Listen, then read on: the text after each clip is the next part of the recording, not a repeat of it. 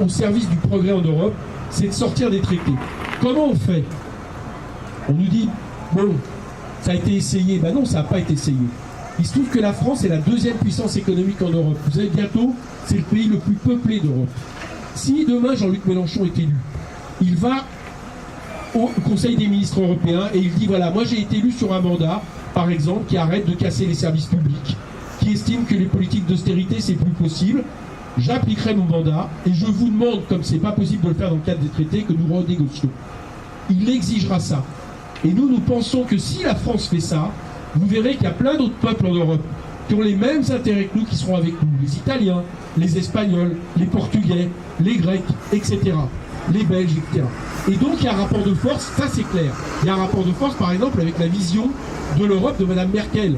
Mais si on ne fait pas ce rapport de force, on ne change pas les choses. Par contre, il faut être clair.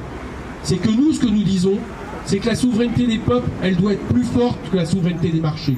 Ça veut dire que si, par exemple, nous n'arrivons pas à négocier, oui, il faudra prendre des mesures unilatérales dans le cadre du pays, y compris au niveau de la monnaie, y compris au niveau de politique de relance. C'est ce qu'on appelle le plan A, c'est-à-dire la négociation, et le plan B, qui assure à tout le monde que nous appliquerons notre programme, quitte effectivement à rompre de manière unilatérale avec le cadre européen, mais vous verrez que dans ces cas-là, on ne sera pas tout seul.